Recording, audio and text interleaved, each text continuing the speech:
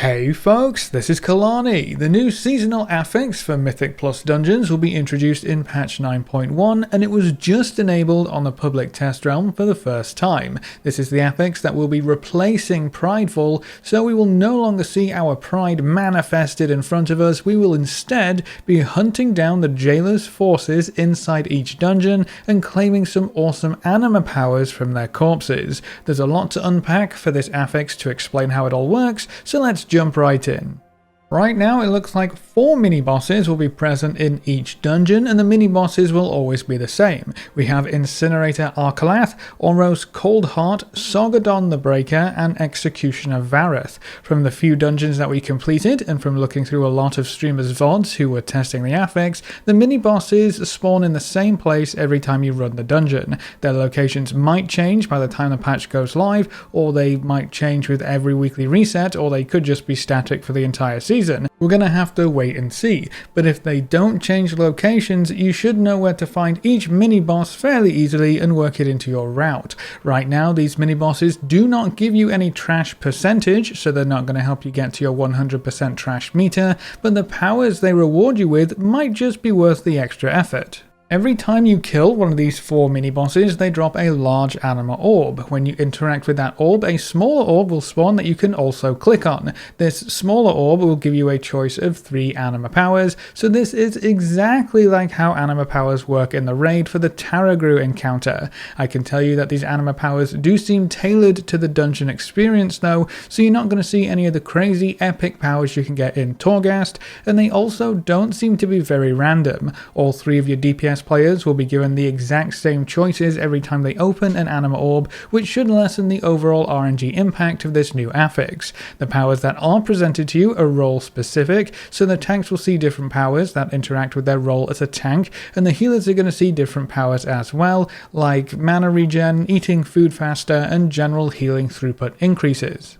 With there being 4 mini-bosses in the dungeon, this means that you will get to choose from 12 anima powers total, and you'll have a max of 4 anima powers towards the end of a dungeon. Thanks to Wowhead's data mining, we have an almost complete list of all of the available anima powers with this new affix, so let's go through them real quick to see how much potential this affix actually has. The Dagger of Necrotic Wounding gives you a high chance to apply a damage over time effect, and a healing reduction debuff that stacks up to 10 times. The Signet of Bolstering causes enemies that die within 40 yards to bolster you, increasing your damage done by 4% for 20 seconds, stacking up to 5 times. Successive stacks do not increase the duration. The Bottle of Sanguine Ichor causes your healing spells and abilities to have a chance to heal allies and inflict damage to up to 5 enemies within 12 yards.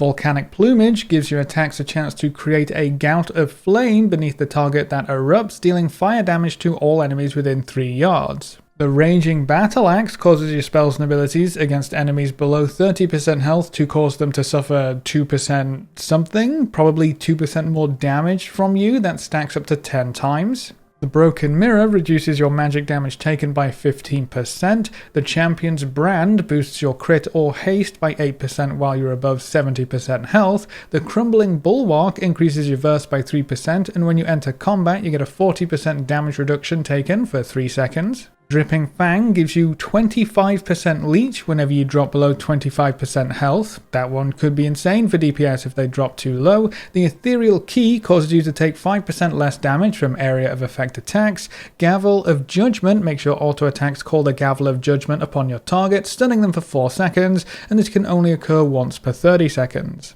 Huntsman's Muzzle will silence enemies for 3 seconds when you first attack them. Overflowing Chalice gives your healing spells a chance to generate loose mana, which can be collected to restore 10% of your max mana. Pedestal of Utter Hubris increases your healing done by 15% while you're above 90% health. The Pendant of the Martyr gives your entire party a 99% damage reduction buff for 5 seconds after you die, but it can only occur once every 5 minutes. The Portable Feeding Trough lets you eat food faster, much faster, apparently. I guess that could be useful. The Roots of Shalaldrassil restore 6% of your max health every 3 seconds while standing still. Rude Interruption gives you a 10% damage buff if you successfully interrupt a target. The Satchel of the Hunt causes you to grant all allies within 20 yards an additional 30% movement speed buff. This one is very fun to play with. The Self-Embalming Kit increases all of your self-healing by 75%. The Siegebreaker's Stand gives you a 5% damage boost that stacks up to 15% while you stand still, and then you lose it when you move. The Stabilizing Diamond Alembic lets you store up healing while you stand still up to your max health, and then when you move the energy is expended to heal the most injured player within 40 yards. The Fifth Skull deals AoE damage if you have more than 5 enemies within 10 yards of you. The Stone Ward gives you a 20% max health shield that refreshes every 30 seconds. Then we have the Stygian King's Barbs. This one's a crazy tank power. When enemies strike you in melee combat, Shadow Barbs lash out from you and inflict 7% of your current health in shadow damage to them. And then the Vial of Desperation is interesting too. Whenever you take more than 25% of your max health in damage from a single attack, you gain 50% increased movement speed and take 50% less damage for 3 seconds. It's almost like they want you to kite.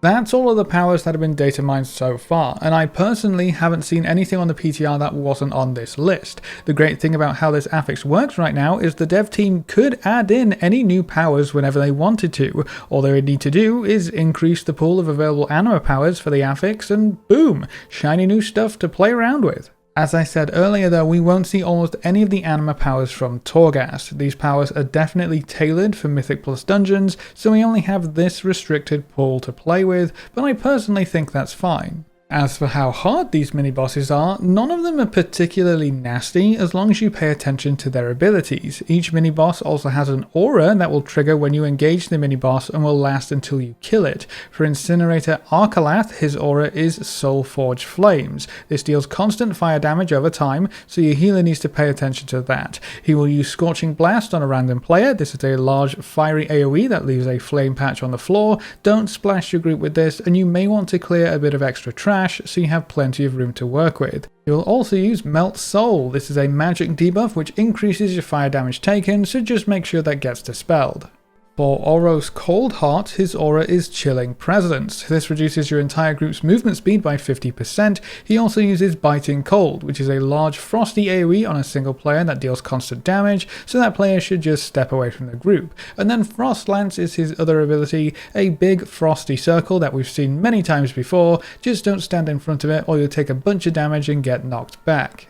Next up is Sogodden the Breaker. His aura is Intimidation. This causes everyone to take 50% increased physical damage, so make sure the tank doesn't die. He will also cast Massive Smash. This is a ground AoE that is super easy to avoid, and then he also uses Lumbering Might. He gets big, does more damage, and becomes slow, so your tank should kite him until the buff wears off. And then the last mini-boss is Executioner Varath. His aura is Thanatophobia, which reduces your healing your group takes by 50%. This might be the worst aura to deal with, and it doesn't help that this mini-boss actually deals a lot of damage. He will use Decapitate, that deals high damage to the tank and applies a damage over time effect. And then his other ability is Raise. This targets a random player with a red circle. The mini-boss will charge to that target, inflicting damage to anyone in the circle and applying a heavy hitting bleed. Make sure only the targeted player gets hit, otherwise your healer could have a lot of trouble keeping everyone alive. If you decide to skip over any of these mini-bosses, their passive auras will be present for the final boss encounter. So you're going to have constant fire damage over time, 50% reduced movement speed, 50% increased physical damage taken, or 50% less healing received, depending on which mini-boss you left up, or all 4 auras if you decide not to kill any of them for whatever reason. Most of these auras could make a final boss significantly more difficult, and for the most part the ANIMA powers are at least decent for your overall group's performance, so I wonder if they're going to be worth skipping on higher keys. I guess we'll have to wait and see what the top players end up doing with this affix when patch 9.1 goes live. I'm sure they'll come up with some weird crazy strats that too many players will try to emulate.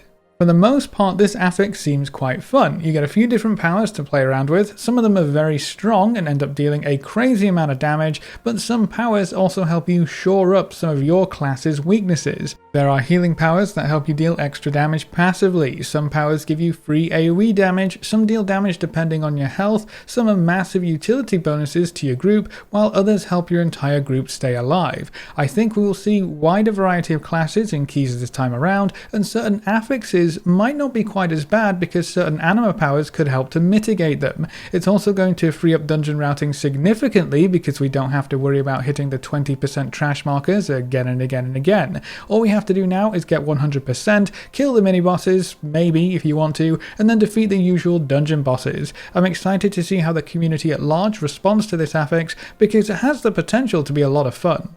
There are only two major cons to this new affix that could become a problem. The first is pretty obvious. Having to stop and look at anima powers to decide which one you want, while in a timed environment, Mythic Plus is still on a time limit, isn't the most ideal thing in the world. I can see players getting flustered because they don't want to keep their group waiting, and I can see other players getting annoyed that some people are taking too long to pick their anima powers. I think this will sort of resolve itself over time as players figure out which powers are better and which ones they want to go for, and we'll learn them based off of icons for the most part. I know personally I don't really read anima powers in Torghast much anymore, so I imagine the same thing will happen here, but it's definitely not ideal. The second problem I can see is that balancing these powers is going to be bad. There will be better powers to pick, and the community will figure it out very quickly. That means you probably won't get 12 really cool strong powers to choose from. You'll most likely pick up the 4 strongest powers without really comparing them very much and be on your way.